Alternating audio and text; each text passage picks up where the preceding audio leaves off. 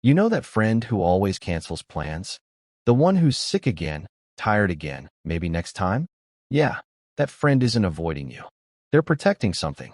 If you're someone who genuinely gets more excited about a Friday night in pajamas than a Friday night out, welcome. You're about to feel very seen. And today, we're breaking down the psychology of people who love staying at home. The one society calls boring, but science calls something else entirely. Here's the thing. Extroverts recharge by being around people. Their energy comes from the noise, the movement, the chaos. But introverts and people who prefer solitude, they recharge in stillness. Every social interaction, even a fun one, slowly drains their battery. And home is the only charger that actually works. Psychologists call this optimal arousal theory. Some people need more stimulation to feel good. Others need less. It's not laziness or fear. It's just how their nervous system is wired. But there's more going on than just introversion.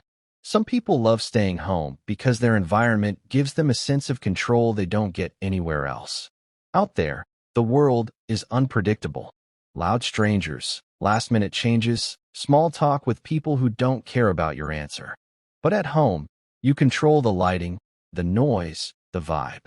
For people with anxiety or high sensitivity, that control isn't a luxury. It's survival. Here's something wild. Studies show that people who enjoy solitude tend to be more creative, more introspective, and better at problem solving. Staying home isn't doing nothing. It's where the best ideas are born. Not in a crowded bar, but in a quiet corner with a book or a thought spiral at 2 a.m.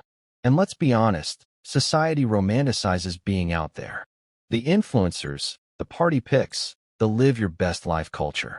But what if your best life is a documentary, some soup, and zero obligations? That's not sad. That's self-awareness. Now, some people stay home for a darker reason. Social anxiety, past trauma, depression that quietly whispers, "What's the point?" And for them, home becomes both a refuge and a cage. So, it's important to know, do you stay home because it fills you up, or because leaving feels too heavy? Because one is peace, the other is hiding. But for those who truly love staying home, they're not missing out.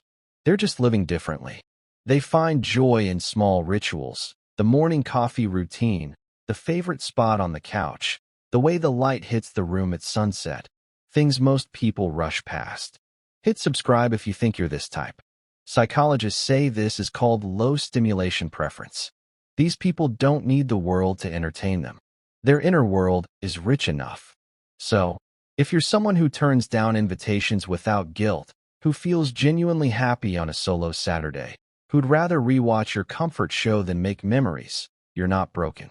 You're just wired for depth over noise, for peace over performance. Tell me, do you prefer staying home, or do you think we're all just making excuses? And if you want the psychology that most people never hear about themselves, the next video is going to hit you harder than this one. Click it. You'll understand why.